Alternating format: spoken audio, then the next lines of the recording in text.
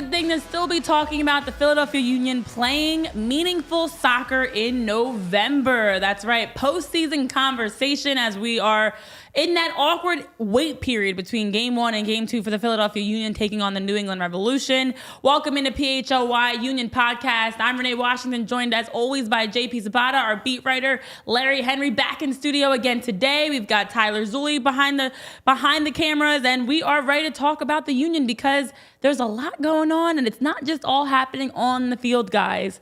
Yeah. Updates for Kai Wagner. Now, not the updates that we're looking for because there's still a lot going on in the investigation. As many of you guys may have heard, if you didn't, we talked about it on Tuesday, but just to recap, Kai Wagner said some racist comments in the game on Saturday. Bobby Wood heard him, and because Kai said it in German, we're wondering if Bobby Wood may have found out something that's could be going on for a while now. Who knows how many times Kai Wagner said something in German under his breath and nobody understood it. Makes me wonder what other players do that. Before we get into the investigation itself, Larry, since you weren't here on Tuesday to talk about it, what were your first thoughts when you heard the news exactly of what unfolded in that interaction between Bobby and Kai? Yeah, I was pretty shocked, first and foremost. I mean, obviously you never want to hear any type of news like that, no matter if it's the Union or New England Revolution or whatever the team may be, but was definitely shocked. And actually it was kind of crazy because I was watching the game, obviously didn't really pick it up at the time. Obviously we all found out after the fact what was said, and Bobby Wood obviously has experience playing in Germany. So obviously he heard something, and you could tell kind of from the actions from the players. So definitely shocked. Curious what kind of happens next, when we're going to kind of hear another update. We've heard a lot of news from other reporters. Nothing really concrete yet in terms of probably from the league. But I would think that if they don't make a decision by the next game, I'm assuming you're going to see Kai Wagner out there playing, unless a decision comes down from the league. And obviously we've seen this before this season. We know with other teams, Dante Vanzier with the Red Bulls, Taxi Fountas with DC United, who has since left the club after his investigation, which was never completed by the league. So overall, I was definitely shocked for sure, firstly, and then now it's kind of like what happens next with Kai Wagner, because he's an important player of this team, might be the last playoff run for him, and you don't want to see it kind of end in that sour of a note. Mm-hmm. It's going to be interesting to see because obviously, like we all talked about, I mean, this is like a weird time between Game 1 and Game 2 to just be waiting for 10 days. Yeah. But I'm just curious to see, like, obviously right now his status is uncertain from what we've been hearing from the team. But, I mean, it's going to be interesting to see if we get to an answer by then. I mean, with it being so close to the end of the season and his contract status, do you think like the same thing with Taxi, like the resolution might not come by the end of the season? Yeah, it's hard because again, you got to, I guess, listen to every person's kind of actions about what had happened. What did the refs hear? What did the players hear? Obviously, things get a little bit feisty out in the field, and things are said, but obviously that's a step over the line. What was reported that he said. So, I'm curious to see how long this plays out because, obviously, like you said, with DC United, Taxi Fountas, that investigation happened. He was suspended from team activities during the season, and then that investigation never was completed before he mutually parted ways with the team. Dante Vanzier was a different scenario. In fact, he was suspended 6 games during the season after actions against the San Jose Earthquakes. So, and he's still with the Red Bulls. And obviously, you read on social media, a lot of fans didn't really expect him to stay after that, or the team to really put up with that. So, I'm curious to see how this goes. Cause like you said, we're not at that second game yet. We still have a little bit of time. Yeah. This gap in between games is pretty nuts, but yeah, I would assume that by the start of next week, we'll start to hear more. Yeah. And that's a good point. I mean, on one side, with having this weird gap in between, it gives the MLS time to investigate things, but it does make you wonder if it will be resolved, because essentially, if the Union don't get past this round, which obviously that's not the case that we're hoping they do, but if for whatever reason they, end up dropping the next 2 games, I don't know that the investigation is going to be done that quickly. It's an investigation like this takes time for several reasons, and we talked about it, and we've all been talking about it. there's no footage. It's Kai's word versus Bobby's word versus, they don't even have a lot of witnesses that were around. So that even, Giacomo was around, but who else was really around that actually heard it? And then you had one who speaks German as well. right. And other than that, though, you don't have like a whole plethora of people that you can talk to, and you can't roll back the footage, and you can't look at VAR and look at the game footage. I know you were slowing things down, trying to get a look at it, but we don't have any clear evidence. Essentially, it's their word versus the other. So something like this, not only for that reason, for lack of evidence, but also it's such a sensitive issue when you talk about a racist comment being made, that you want to get it right.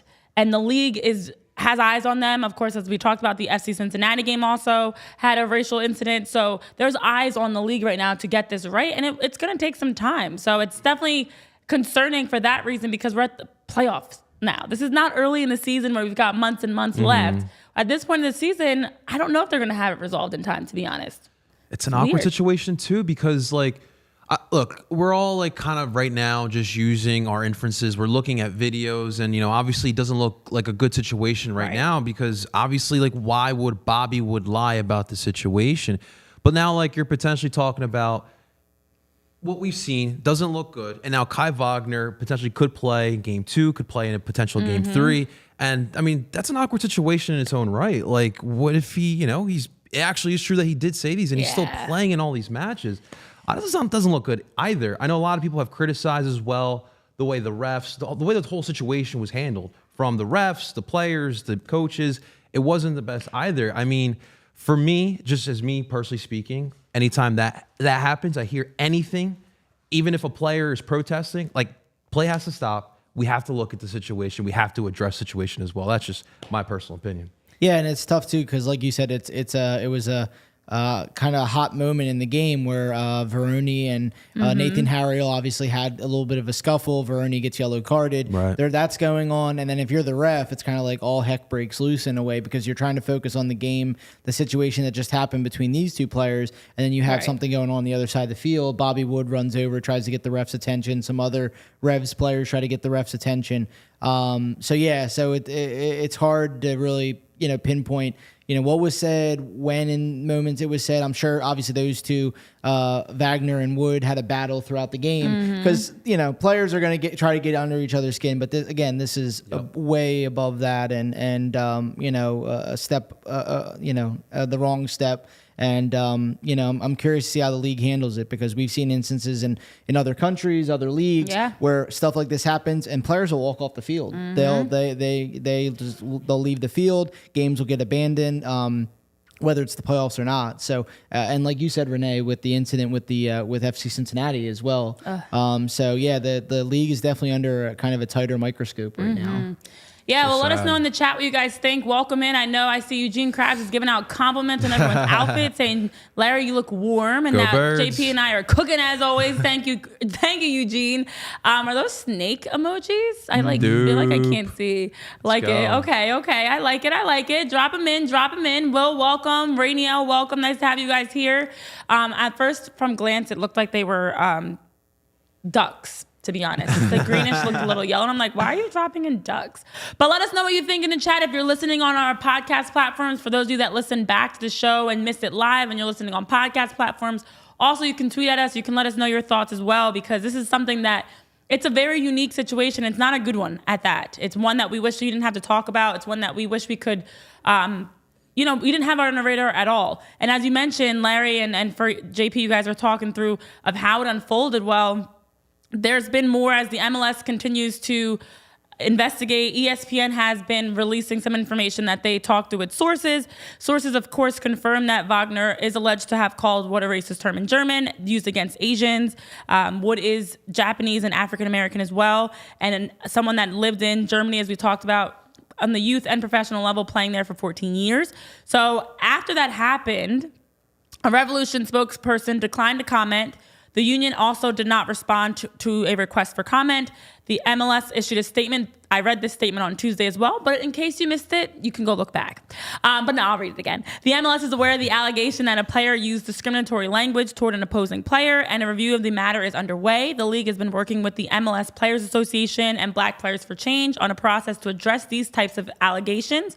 and will have no further comment during the pendency of the review. And also since then, some other sources have come forward, just giving you all the updates here. One source said that Wood told some teammates on the field what happened. Those teammates then relayed the incident to the New England bench, as we know, who then informed the fourth official. And that official told referee Pierre-Luc Lauzier, and he made note of the complaint in his official match report, which triggered the investigation that the league is currently doing. So as you talk about games stopping, they did tell him, he made note of it. Obviously, the league came back after the game and then started looking into it. Is that too late? I mean, are you saying, would you possibly want something to happen quicker? I feel like it's tough, right? Because again, there's moments in games where everything's kind of hot and contested. So it might not have been picked up right away, but you would have think how serious the issue is. That obviously the Revs bench was upset with the situation. They relayed it to the fourth official, then it goes to the lead ref. So I'm kind of shocked maybe it didn't get picked up sooner. I don't know during the game what you can really do in that situation if you go to like a VAR. I don't know if they do that for those types of instances. Right, and there's nothing... Because it wasn't a playing moment of the game or anything. So, but obviously nothing in the match report. And then, like you said, Renee, that the investigation goes on after the fact. So obviously good on the league to find that information out, and they start this investigation to try to figure it out. But yeah, I guess it's a tough situation, right? Because you're focused on the game and everything. And unless you kind of implement a VAR check at that point, I think it's tough to say. And also, like, the fact that it's in a different language makes it tough as well. Because if it was in English, maybe you could have caught it on a little bit quicker. But since it was in German, it does make it a little bit tougher for them to just handle the situation right on the spot. Yeah, I actually think it's the right move to wait, to make note of it and look into it afterwards. Because, like you're both mentioning, it's in German, but it also wasn't happening in the play. I think if there was a situation where, let's say Kai had been the one that was fouled instead of Nate Harriel, and he jumps up and says something, and you have camera footage because it happened in the midst of the play, that you can essentially, now you're maybe giving out a card, he's off the field, whatever, maybe it's a red card. But because it happened as a scuffle off to the side, which is still why I don't understand why Kai said it in the first place. I know him and Bobby were going at it, but it does not make sense. There's never a right time to be racist, and there's never a time to excuse it or justify it or even try to explain it. It's wrong. It's just wrong. But because it is one person's word versus the other, an official didn't hear this. There's times an official will overhear you. You drop an F-bomb or whatever, and now they hear you and you're getting a card. Nobody heard him. That's an official. Nobody has a camera pointed at him because they're focusing on the review, and there's just way too little to have made an in-game decision. So although looking back, yeah, you'd love to have had an opportunity to say, Kai Wagner, I mean, I wouldn't want it, but you make a racist comment, you're out. But we don't know until we know. So of course, Wednesday is the next game. If there's a game 3 needed, that would be on the following Saturday. So we were waiting until November 8th. It does seem, and also what the league sources were saying was, of course, as we mentioned, Kai will still be playing until something further is figured out. And they are saying, according to sources, that the league hopes to conclude interviews with the parties involved later this week, and then the MLS will render a decision at that point. So it is already Thursday. We could have a decision while we're sitting here. Who knows? A decision might be in the works right now, but I'm expecting a decision probably will be made by the end of this week as to whether to continue to investigate, if they know what was said definitively, to make a decision from there. Like, I'm expecting in the next few days we'll hear something, and then it's got to be a response from that point. It would be so on brand if it gets announced during the show for PHLY. Always. Things I feel like always are dropping. Like right now somewhere it's probably getting announced as we speak what happened. and too, right? I feel like you have to make this decision pretty soon, because if you're the Revs, you're probably like, okay, well, this player shouldn't even be out there for the second game. Yeah. And even an advantage at that point, because you're taking one of the Union's best players off the field. You're forcing Jim Curtin now into make a lineup decision at left back, however he goes about that. So I would imagine that we would hear this by like early next week. To obviously it's a serious investigation as well, but also I think for the playing side of things, like this could definitely change things around. I'm not saying one person, truly makes a difference, but Kai Wagner is one of those players that makes things happen. Well, when you add it up and if you don't have Kai Wagner and we already know you don't have Jacob Glesnes, who's out because he has to get surgery on his sports hernia. Those are the types of things that individually might not hurt you, but collectively absolutely will. I know Eugene Krabs is saying in the chat they're going to give him a slap on the wrist watch. I know Jose's making a comment about CJ and his debacle. He was arrested while he was with the Union for a DUI. He was charged for that. But in terms of your comment about the slap on the wrist, that is my concern. Honestly, I like Kai Wagner as a soccer player, but that doesn't separate the fact that if he made a racist comment, which he's alleged to have done, I don't want to see him on the field. I don't care about the game. I don't care about the playoffs. I don't care. But that's not important to me. He needs to be out there for the playoffs. It doesn't matter. If wrong is wrong, racism is racism, and I would rather ethically you're off. You're not playing versus we have a playoff game to win, and he's one of our better players. Oh well. He should have thought about that before he made a racist comment. No, 100%. I mean, like, I'm with you guys. I would like for this investigation to come to a conclusion soon because, like, this goes beyond soccer. This is being a straight up human being. Yeah. And so straight up, if the investigation comes out that Kai did it, like, he cannot play. And it's just simple as that. We talked about this on Halloween, but I kind of want to look at a different perspective. I want to look at the team. So like for Jim and the dressing room, what's the message? What's the mindset? What is going on right now? Because, it's one thing we talk with Julian, right? Like they're all like ignoring the whole Kai contract news, the whole Alley contract news. But like, this is a serious thing. You have outspoken leaders in this dressing room who've spoken up for serious systemic issues in our country. And how are they now looking at Kai Wagner? Like, I'm just so curious what the psyche is of our club right now because this has got to hurt. Well, how much can you handle is the question, because the Union continue to say all the right things of like, we're going to focus on the game. We're going to focus on the task at hand. Jim Curtin has talked about, as a coach, it's my job to put out these small fires. Okay, it's like a wildfire at this point. This ain't no small it's fire. burning up. It's like you put out a fire over here, and there's like another dozen trees over there that are burning down. It's getting very much out of California control. wildfire. It is definitely giving California wildfire, and you're out there with like a water gun trying to put out a wildfire is what I'm getting a sense of. So yeah, you're trying your best to put these fires out, but it's blazing. And to see this is like, I know I said it before with Ollie feeling like it was the final straw, but something like this is really hard to come back from because, as we talked about with someone like Damian Lowe, for example, who's on the other side of this, where he was involved with a discriminatory incident. And now you're looking at your teammate like, wait a minute, this whole time I thought we were brothers and this is how you really feel? So it's hard because these guys, they're a family, they stick by each other. But what happens when one of your own does something like this, where they make a racist comment? It's one thing to say they had a bad game, we're gonna stand by them. They're injured, we're gonna support them. Their contract might be up, we're gonna support them to close out the best we can. But you're doing something discriminatory. You're going out of your way in the middle of a game. You're having an altercation, get to the point that you say something racist. I don't know how you handle that. But it's more like your point on Tuesday, Renee. Like, this is a brother. This is a family here. Yeah. So, like, if he's able to say it to Bobby, what's to say he won't say something else? Like, and that's how I would be looking at for sure. And two as well. Like, we don't know, obviously, but could, like you said, could this have been something that maybe Kai Wagner did even earlier in his Union career or something, and we just never caught it. That's what he had an issue with Jamiro. Remember that? That's right. I don't know what happened there, but I'm just saying. That's right. That's what my concern is too, because in my experiences, typically someone that is racist, sexist, any sort of discriminatory action, it's not a one-off. It's typically a pattern. And they just got caught one time. That's the difference. Like, you don't see somebody that just one day randomly makes a racist comment and out of the blue. It's usually something that they've either been thinking about, they've been talking about it behind closed doors, they've been joking about it. It's like, at some point, there's a pattern there.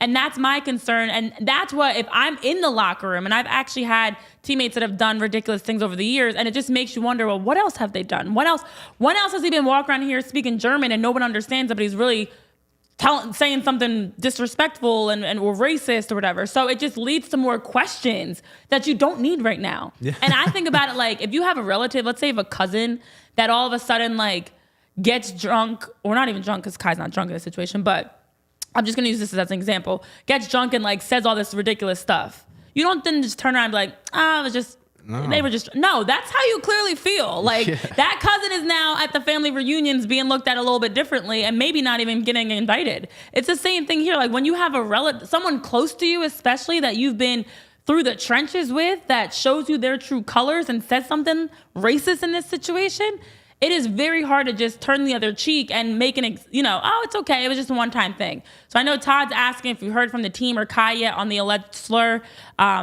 Only updates that we keep getting are no updates. The league is still investigating it. The team hasn't officially come forward. I know, JP, you had stumbled onto something, but then it got deleted. So it seems like they're trying to keep this very much under wraps and not allow anything to get out until they get a better sense of exactly what's going on. Definitely, this is top secret stuff. And I think that the first outlet we're going to hear from is the league itself, in my opinion. Yeah.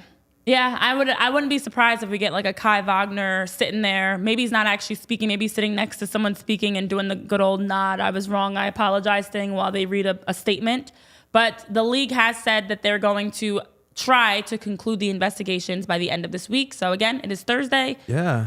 So Todd, Jose, Eugene, Will, Coach, whoever, we're gonna stay tuned and keep up to date on what's going on, because it seems like this is just not good. This is just not good. And while we have Larry here, because on top of that news on our Halloween episode, we also had the Jakob Glesnes injury news as well. Yes. And this back line depth has really decreased. We don't know Kai's status. You're pretty much relying on Damian Lowe and Elliott to just not get injured. It's not looking so good for the depth, man. Like, we literally can't suffer any setbacks with injuries. No, you're right. I was definitely shocked to get that news about Glesnes, obviously, and then too, like, just wanted to touch on it too, with Kai and Jakob. These are two guys that were Defender of the Year finalists last year. So that just shows you 1 and 2. Yeah, that just shows you the importance of these guys, how crucial they are to the Union, how good they are in this unit. Two guys that really were not underrated, but maybe undervalued in their European careers in a way, found kind of under a small microscope. And so overall, looking at Glesnes, obviously it's a big blow. He's crucial in the back line. Him and Elliott have a nice 1-2 partnership. Yep. And now this just puts a little bit more pressure on Damian Lowe, who is a veteran. He has played big moments before in his career. And now we go from kind of a 3 center back system back to that 4-4-2. Which is, more traditional from Jim Curtin. So, but obviously now having Glesnes, like you said, you can't have anybody else get injured, go down with an injury, get suspended, anything like that. Right now you're kind of getting into the, not maybe the bare bones, but at center back, you're at the bare bones right now in terms of you have Elliott and Lowe, and obviously you have through, I guess, but you're not going to trust him without any playing time. Right. Outside back is not much better though. Without Kai, I mean, Nate Harrell's been doing a solid job, and Bizo keeps picking up knocks, and Matt Rial has been injured at stretches of the season, and not the best outside back you're going to have to rely on defensively to liability. So that does leave the back line is stretched thin, and that's also what makes this news around Kai that much more frustrating, because you already take a hit with Glesnes, and I still feel like maybe they could have gotten the sports hernia checked out sooner, getting the surgery done sooner to try to have him for the postseason. And then Kai turns around and does this. And I know Coach and I were talking about it after the show on Tuesday, that it almost was like Kai gave the Union a get out of jail free card. Yeah. Like, they're off the hook that now, just like Will is saying, Will in the chat is saying, I liked Kai, now I can't help but to not like him anymore. It was trending, pay Kai. Everyone's at Subaru Park with pay Kai. They're chanting pay Kai. Have we heard any pay Kai since the incident Saturday? Nothing. Radio silence, crickets. So now the Union let him walk. No one is looking at them twice. No one's looking at them sideways about it. In fact, they're encouraging it. Let him go. We don't want him here anyways. So it unfortunately just even adds a sour taste to the fact that everybody was fully supporting Kai Wagner staying with the Union, and now it's flipped, and nobody really wants him to stay here or even be on the field at this point. Yeah, it's kind of like, it's not the same thing, obviously, but just the way the situation's kind of unraveled for both these teams. But it is a little bit like the Deshaun Watts situation in the aspect that it's an extremely controversial situation. And now, back then, the Texans were now able to just kind of unload with him. And now the Union, unfortunately, because Kai Wagner's dumb mistakes here, they can probably just wipe their hands clean with Kai as well. Yes, they can. Well, you know where you can make smart decisions instead of dumb mistakes? That's Soul Savvy. Soul Savvy, for all of you sneakerheads, the casual sneaker fan, Soul Savvy's got you covered. And they have their new Soul Savvy, or not new, but they've got the Soul Savvy Drops app that we're sharing with you. And when you download the Soul Savvy Drops app, you don't have to worry about missing out on any sneaker drops, releases, or anything like that. So with the app, it makes it easy to keep up with all the latest news, releases, raffles, and sales in the sneaker world. It's your one-stop shop for everything sneakers. And now you get those notifications. You also get the updates to keep track of all the raffles that are happening. You also have a chance to keep up with the release calendar, so you know when to expect your favorite shoes to drop. So whether you're the casual buyer, the sneakerhead, somewhere in between, Soul Savvy has something for you. 3 different levels of apps that you can check out: Mobile Plus, Premium, Basic version that is free. And you can also get involved with the Soul Savvy app. Go to soulsavvy.com/PHLY or head over to the App Store and download the Drops by Soul Savvy app to get started today, because you want to shop smarter. Now, Chavman is saying Europe is sadly more welcoming to people who are racist in some countries. Yeah, Serie A, La Liga, they would definitely chomp at the bit with a guy like Kai Bogdan. I real quick, I want to go to Jose's comment, because it's very interesting, because with CJ Sapong, he is 34 years old. Nobody was excelling in Toronto. Let's just be quite honest there.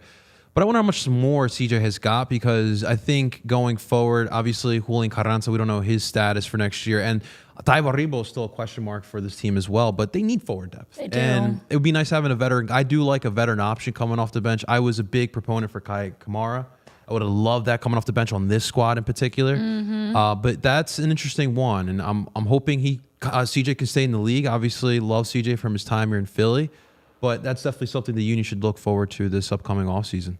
Yeah, that's a great off-season conversation for sure, because depth, not even just up front, it's all the way through. I feel like we've been talking so much about the lack of depth because of injuries and things. It was So the midfield true. depth at first, because Jose Martinez was out with suspension, and then you have Flock injured. Bueno picked up a knock. Then it was the back line that now has no depth. And then, of course, up top, it has been an issue, because without outside of Julian and Daniel, it is Ty, Quinn. It's, you are stretched thin there. So without a doubt, depth continues to be an issue for this team. I know Jim continues to also be very optimistic that they're battle tested. They've dealt with adversity. Yep. They've been able to have a versatile look at how they're starting out, whether 3-back or 4-back, diamond midfield, 5 across the mids. So they're having the right type of a mentality, but that can only get you so far. It is crazy, because this time last year, as coach is reminding us in the chat, this time last year, we were jacked on the Union. What a difference a year makes, because as it is November 2nd, it was exactly last year on November 5th that we were thrilled, excited going into that game, and talking about the MLS Cup instead of talking about this. That's Racist comments, lack of depth, all of that. Travman, I did see that. Odala has been playing really well. Jim has mentioned that as well. Obviously, he's still in Europe. They're still in season, so I honestly don't think Odala's coming back. I mean, if he's playing this well, I don't know if there's an option to buy in that loan deal, but I mean, he's been playing so well that some team has got to be interested. And he came from, I think, the Serbian league, so he's had some European experience. Yeah. But even when he played here, I love the tenacity when he played in that friendly against Pachuca last year. I would love to have him right now with the depth issues that we've been having. But yeah, it's a good one, Trav, man. Keep an eye out for Odala, see what happens with that going forward.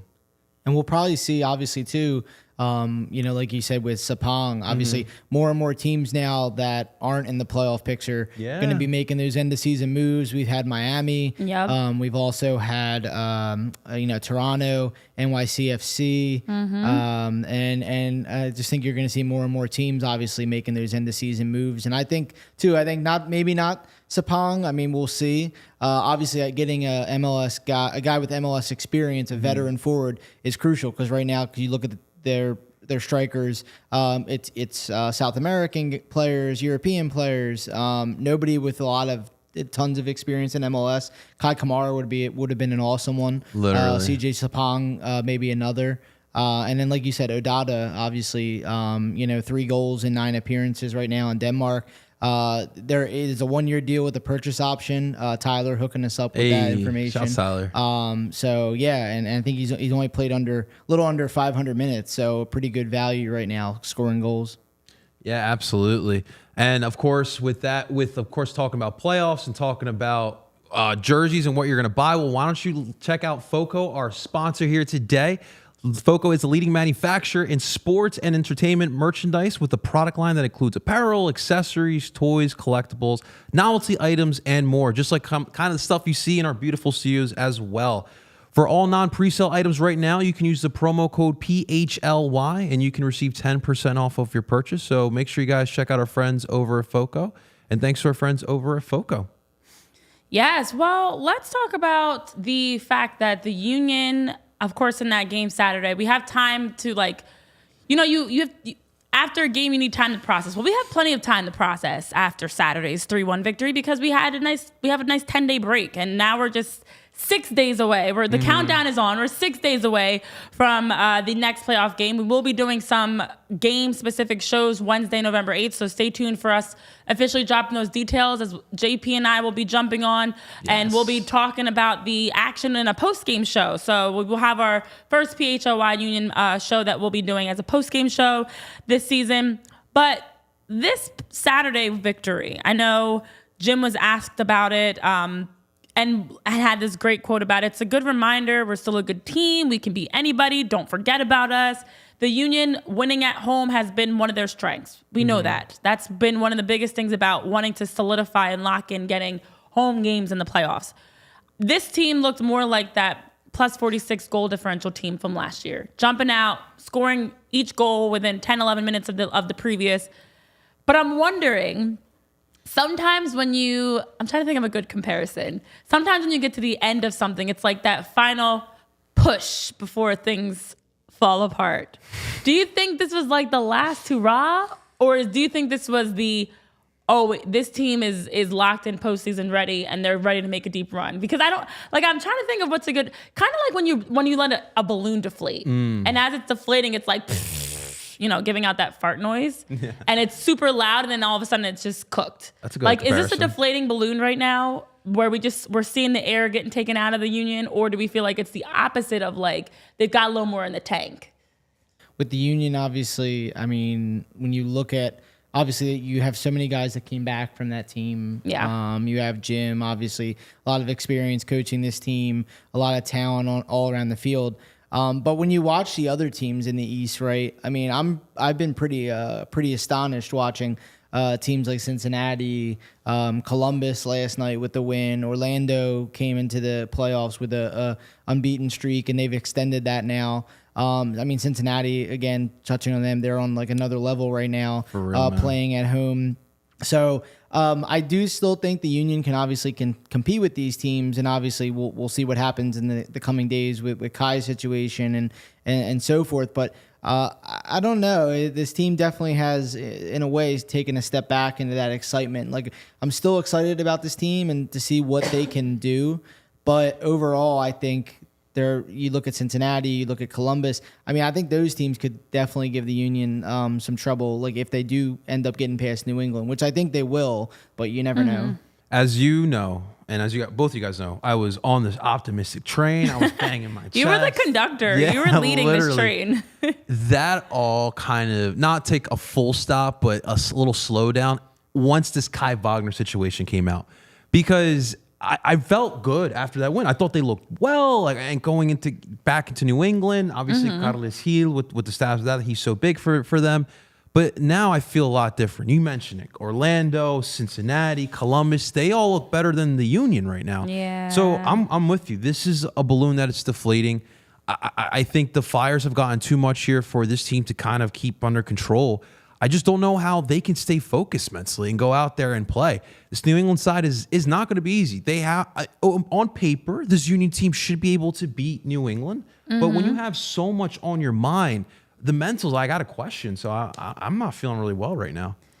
Yeah, well, the Union's unbeaten 17 out of 18 games at home this season, where they've scored 36 goals, given up 14. They've been great at home. But like Travman is reminding us, they're not going to have every game at home this postseason because sadly the next game is away. And if they advance past round 1, there will be away games. So it's great that they do a fantastic job of getting results at Subaru Park, winning games at Subaru Park.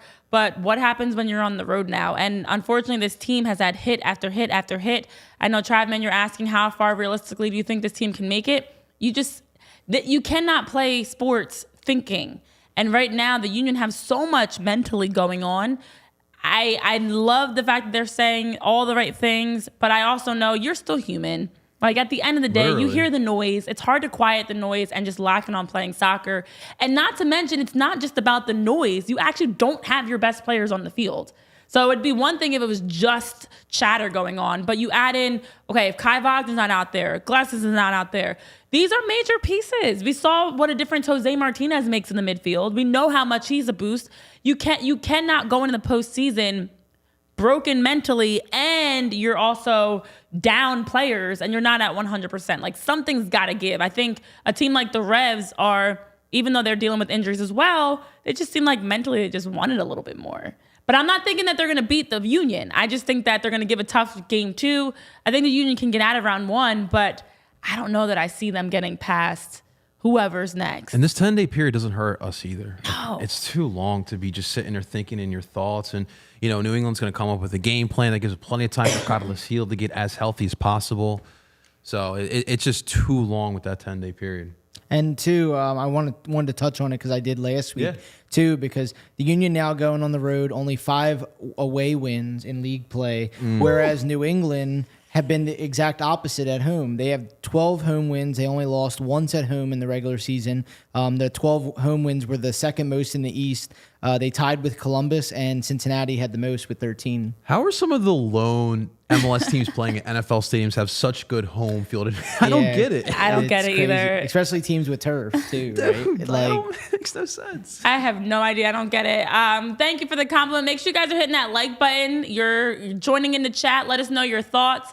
Join the conversation because it's scary to wonder what this team is going to be like moving forward. The playoff picture has been an interesting one. Been a lot. I know, Larry, we were talking about before the show, a lot of teams have been having home field success.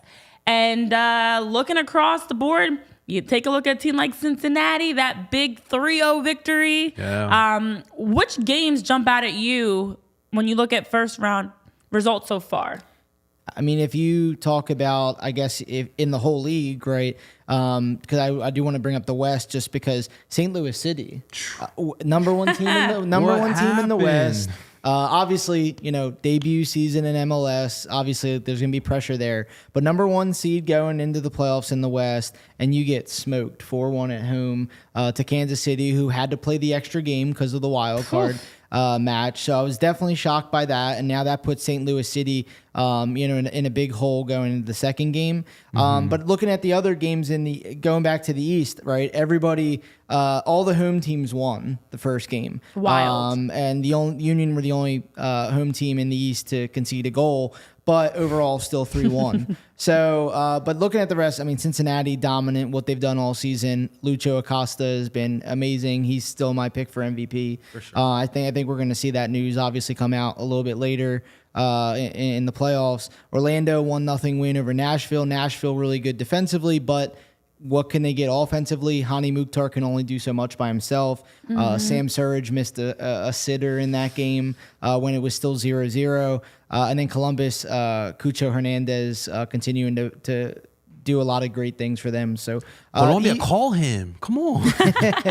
yeah, overall, I mean, just looking at the East, I think everyone kind of took care of business. Now let's see, okay, who can do it in the second game going on the road? Because now you have Atlanta returning back home. We know Mercedes-Benz Stadium gets rocking. Nashville's going to be rocking. I think Red Bull Arena might be the only one that isn't rocking, but It'll be something. We'll see how it goes, and we'll see. Obviously see what the atmosphere is at Gillette Stadium as well. Yeah, I mean, playoffs have been entertaining so far. I think for me, I wasn't sure what to expect from LAFC because they're kind of been in the same boat as us. But at home, they took care of business against a solid Vancouver squad who obviously are looking to make some noise in these playoffs again here.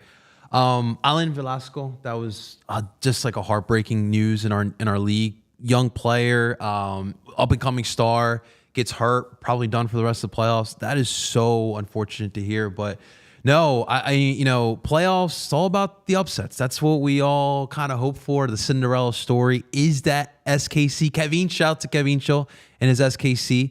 Will it be them? That'll be interesting. But it's funny because like in the NBA, everyone's complaining about the playing game, right? Yeah. But like these playing games, like it gives these teams a little bit extra momentum. And so can SKC kind of piggyback off that? So it'll be interesting to see how it plays out as we're getting our first taste of this playing game for the first time in a long time. Yeah, no, it's definitely been wild to see. Let's take a look actually at the updated MLS playoff picture after the games that we've had so far. Now, there's a lot still here in play. Starting at the East, as you mentioned, and as we talked about, Cincinnati winning 3-0, the Union, of course, winning 3-1. So depending on how this series goes, could potentially see a Union-Cincinnati matchup. On the other side, you've got the win by Columbus 2-0. A lot of, as you mentioned, Larry, all shutouts in the East minus the Union, who gave up a goal. Orlando did beat Nashville 1-0, a close game that was. And then on the West with that LAFC 5-2 win, as well as a 2-0 win by Seattle. 2-0, such a solid victory. We've seen a couple shutouts. Yeah. A couple 2-0, 3-0. Houston also wins 2-1, as well as you mentioned, SKC. Probably the only game that, when you look across round one, was surprising, winning 4-1. It's not just a win, it's a 4-1 win at that. Mm-hmm. Big statement there for them to get a win like that, where you are just able to score 3 goals and be up 3-1 heading into halftime. So, and a tough environment too. Yeah, definitely. So a huge win by Sporting KC, and it makes you wonder about that momentum to be able to have 4 different goal scorers across that game, to be able to come into it and win the way that they did. Makes you wonder if there's any advantage at all. I know some people love what a bye brings and some people can't stand it. I'm kind of on the fence about it, to be honest. But I mean, when you have to play a wild card round game, you do have a little bit more. Well, that's more minutes. That's more that you have to prepare for. That's more mentally and emotionally versus knowing you took care of business and you're right into the first round. But either way, there's still more soccer to be played. So Absolutely. Winning the first one doesn't automatically mean you're going to win the next two. That is true. But like to that point too, like I think that experience helps as well with that bye. Definitely. Like you saw kind of the Union go through that twice, and the second time around they had a better handling of it. If you're going through injuries too, like that's super huge as well, being able to have that time to recuperate some of your players too. Definitely. Well, if you also are looking to spice things up a little bit and add some new cool eyewear to your face, for all of you guys that love some great eyewear, we've got Shady Rays to help you out with that. Now, over at Shady Rays, they are going to provide you guys with the year-round, great prices, eyewear that you can wear whether you're out on the slopes, skiing, snowboarding. It is getting a little cold outside. Time to start preparing and getting snow goggles. Well, Shady Rays has that, as well as some great sunglasses and eyewear you can wear poolside, out at Subaru Park, out walking your dog, wherever it is that you're going, Shady Rays has you covered. So you can gear for the season ahead with quality shades built to last, and our friends at Shady Rays have you covered with premium polarized shades and quick swap snow goggles that won't break the bank. And not only will they not break the bank, if they do happen to break or get lost, you actually can replace them. So Savvy will give you a quick replacement and have you rocking a new pair of eyewear, snow goggles, whatever it is, very quickly. And so through Shady Rays, you can head over to the website, shadyrays.com. You can use that code PHLY. It's on your screen for those of you watching. For those of you listening back on podcast platforms, PHLY gives you 50% off when you buy 2 or more pairs of polarized sunglasses. You can try it out for yourself. And if you don't believe us, listen to the over 250,000 people that have rated them 5 stars, because Shady Rays is going to give you everything you need to have some great sunglasses and snow goggles, great price, and also, of course, the support of knowing you can get a replacement if you lose or break them. All right, in the chat, Jose, you're saying totally thought it was going to be a Blue Chew head. I know, actually, to spice things up a bit, could have gone so many directions, honestly. I was just making sure you guys are paying attention to spicing things up here for you as well. Renee knows how to draw the attention first, and then I was leading with, like, remember in school they used to say that, like, hook grabber, the attention grabber? I was hooking you in and reeling you back in to spice things up. Professor Renee. All right, so what else do we? Oh, we've got awards. There's a positive. Awards. You know what? Let's talk about some positives because it's been a lot of tea, a lot of drama. A positive is that Andre Blake up for Save of the Year and Jose Martinez up for Goal of the Year. Yes, we love to see that. We had a little bit more last year. I'm just going to point that out there. But we got some guys. And I think, obviously, Andre, every year you talk about the top 5 goalkeepers. It's Andre Blake in that conversation. But seeing Jose in that conversation, his first goal in the MLS as well, it's spectacular. I can watch that goal over and over and over again, Larry. Yeah, I still remember watching that game live, and they came back from 2-0 down on the road in Orlando. Again, a team that we've talked about in these playoffs, coming back and scoring 90th minute missile, in the top corner. Great moment for Jose. Obviously, we know what he brings to the table defensively. For sure. Seeing players like that get rewarded with an awesome goal and then to get nominated for Goal of the Year is pretty special. And obviously, you can vote for that over at MLS Soccer. Please do, guys. The voting ends on Monday, November 6th. So, let's talk about the voting. I love the fact that Jose was nominated. Beautiful goal. I said it on Tuesday in our Halloween show. That goal by Jose Martinez, people don't realize how difficult that is. Yeah. So I'll start there before I get into the voting, actually. To hit a ball coming at you off of, out of the air like that, first time, it's like a knuckleball. You strike it perfectly, and it's a bullet. Like, had that hit somebody, they're out cold. He rocketed that. No one is going to be able to make that save because of the pace he put on it. Yeah. But then the placement of that, too. This is not a shot from 5-6 yards out. He's outside the box. First time drives it top right corner. And as we talked about before, obviously it was also a huge goal because of the fact that it was a game-tying goal, final minute to play. And it's a comeback game where the Union were down 2-0 against Orlando. But to be able to hit that first time, it was kind of like a little bit on the outside of his foot, driving it. Like, you practice those. Those are the ones that it's like basketball has the half-court shot. Football has, the launch Hail Marys. In soccer, it's bicycles, but it's also trying to hit it first time knuckleball out of the air because they are like, to hit that on a dime the way he did, so difficult. So and like the 80-some minute too, like in crucial moments, Crucial like hit moments. that. Oh my gosh. Crazy. And yeah, Trav Benny's been scoring bangers because it does give you a chance. You score a goal like that, you're feeling good about yourself shooting from distance. I mean, that's not a shot where you had a chance to take 3 and 4 pretty touches and set it up and wave to the crowd and smile for the pictures and then shoot it. You had a one-shot finish off. I watched it over and over and over again. And when the Goal of the Year nominees came out, I had to watch it again because I was like, oh yeah, let me remind myself.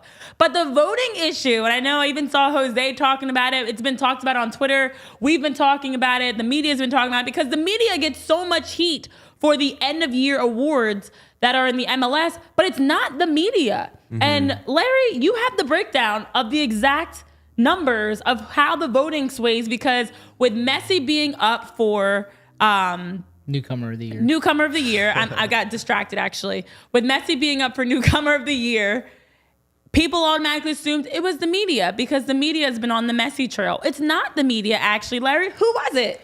Yeah, so obviously Georgios Giakoumakis from Atlanta United was announced today, Newcomer of the Year. Nice. He had my vote, and he got 56% of the media vote for the award. Leo Messi got 12% of the media vote for that, but he got 35% of the vote. He finished second, Newcomer of the Year. 35% of the vote from the players, and then 34% from the clubs. Assuming that's front office staff and GMs and whatnot. But to me, Leo Messi, obviously the GOAT, one of the greatest of the greatest of all time. Just won Ballon d'Or. JP and I were talking before that we started recording. He is not MLS Newcomer of the Year. I'm sorry. They had a great Leagues Cup run. They won Leagues Cup. They didn't make MLS playoffs. Were they judging off that, you think? I had to think they had to have been just because how bad Inter Miami was this season. Before he showed up, he scored double-digit goals just in that tournament. Obviously, the injury kind of hurt them in the playoff chase because they were already in a hole in MLS when he got there. But overall, I mean, Giakoumakis was outstanding to replace a guy like Joseph Martinez. Do what he did after what he did over in Scotland with Celtic. He had 17 goals in 27 games. That's incredible. But Leo Messi, I mean, I was really happy though to see that Leo Messi only got 12% of the media vote because. Yeah, everyone says the media does this, the media does this. It's not the media. I did not vote for Leo Messi. If I had to vote for Leo Messi for Ballon d'Or, I did do that, but not for MLS Newcomer of the Year. It's always the media's fault, Larry. It's always the media's fault. It is. I've just learned to accept that at this point. Everything always gets blamed on the media. The media is the one that's sharing information from the clubhouse. The media is the one that causes wars to break out and climate change and wildfires. Who knows? The media just apparently does everything. So why not just sprinkle it on that the media is the ones at fault for Messi being nominated as Newcomer of the Year? But he is Messi, and he has to be in the conversation for an award. I mean, to win 8 times the Ballon d'Or, to be the best player. Honestly, we're not even talking GOATs for just soccer. He's in my category for GOATs of athletes of all time. Because what he's done in his career, there's nobody that's been able to play the way that Messi's done. But JP, I know you got to agree with that. Listen, I respect Messi. You're not going to hear me argue he's the best of all time because I definitely think he is. I'm an MLSer. I love this league. I'm not a guy who wakes up early to watch the Premier League. I'm not a guy who wakes up early on Sunday to watch the La Liga or whatever it may be. I watch the MLS. I digest this league. It's everything to me. I love Messi being here. I understand the importance of Messi being in our league. I'm just a little fatigued because the minute he gets here, all you see on Apple TV is Messi, right? Last weekend at the game, I put it on my Twitter account. We had a guy in a Messi jersey. They were out of the playoffs. What are you doing in Chester, Pennsylvania? And I'm just fatigued with the situation as a whole.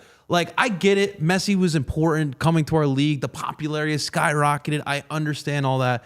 But for him to be nominated second in the Newcomer of the Year, if we're judging this off of Leagues Cup, okay, maybe I understand a little bit. But I don't even know if that's fully MLS.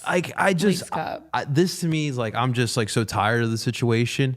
Obviously, you're hearing Luis Suarez is probably going to Miami next year. So Miami's going to be stacked and they're going to have a full year of Messi, Alba, Busquets, and now Suarez. I'm over it. It's back to I hate Miami. It's up there with the Taylor Swift, Travis Kelce for me because just like I've been seeing all these Halloween costumes of people being Taylor Swift and Travis Kelce, I've been seeing all these people walk around in Messi uniforms. And like you talk about, places that they should not be wearing Messi uniforms. So I love what it's done for the league because the soccer has been growing, but especially within the United States to a point that it has become more of a household conversation. There's more shows like ours. There's more people paying attention to it. And the new streaming opportunities for broadcast purposes are huge.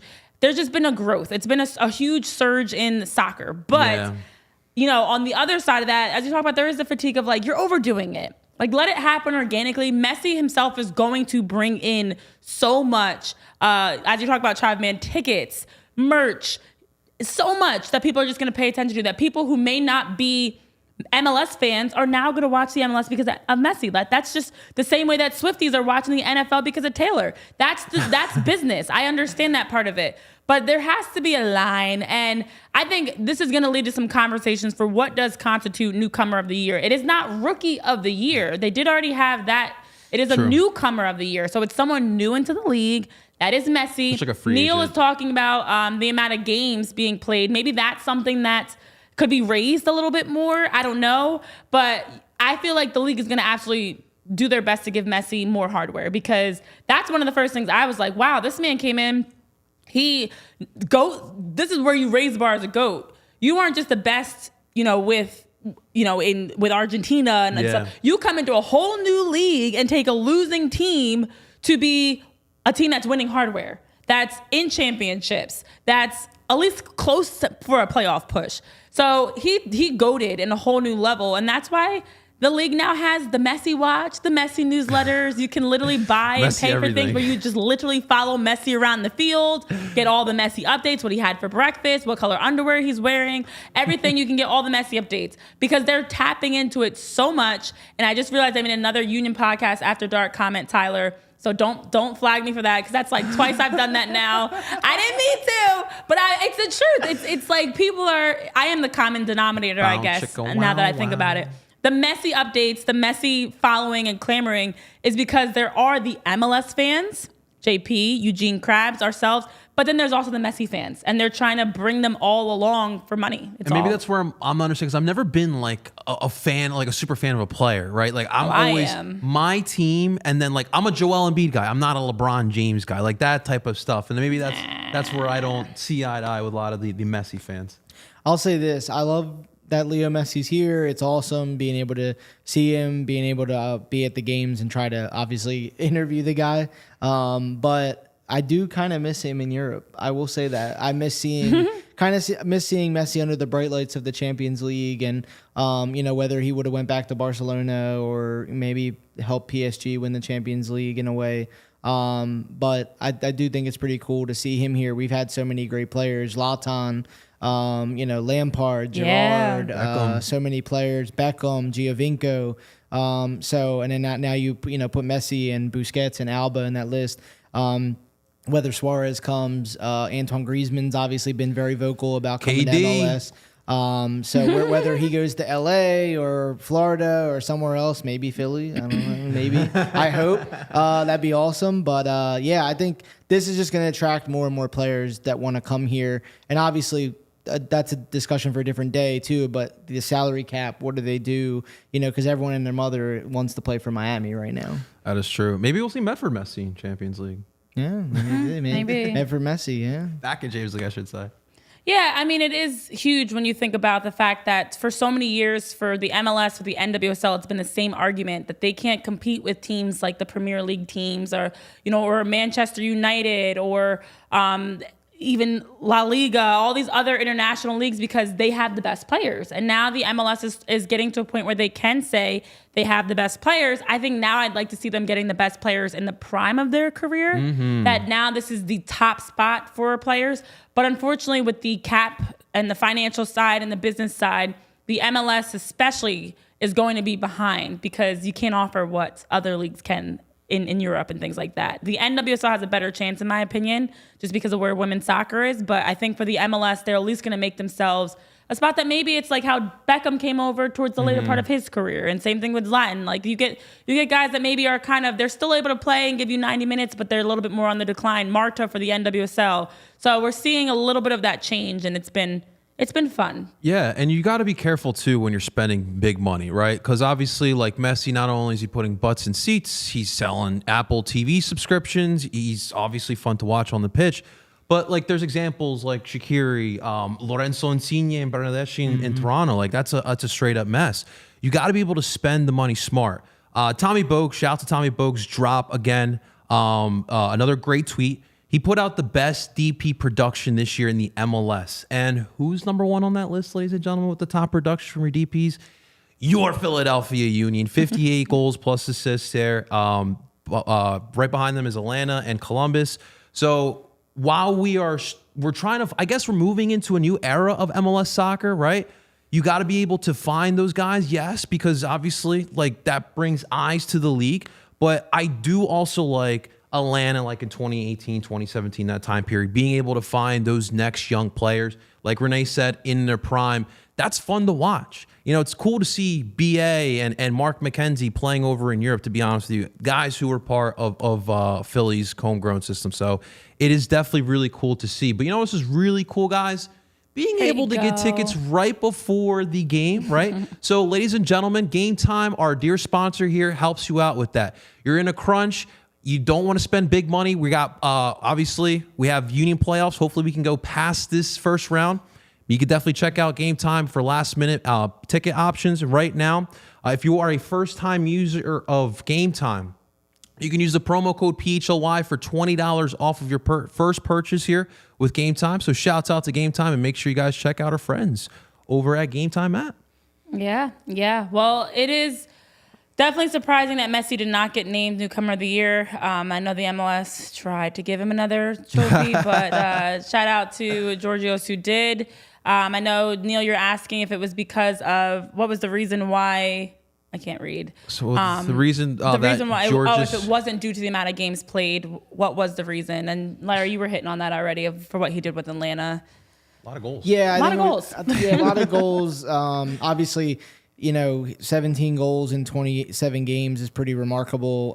Just under 1,800 minutes played, so about a goal every 100 minutes or Yeah, so, which is a great return for a striker coming in. And obviously he came over in February from Celtic, had a good stint there, and then comes over.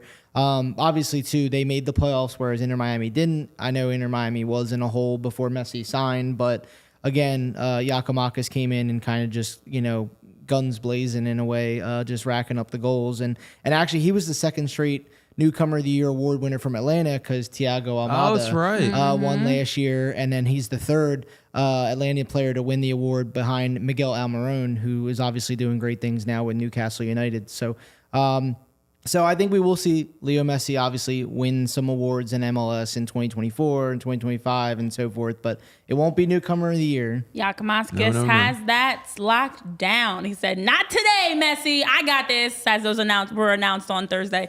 Yes, we do need an NWSL and WNBA team in Philly. I'm actually trying to help bring a women's professional soccer team to Philly, so we'll fingers crossed hopefully that happens.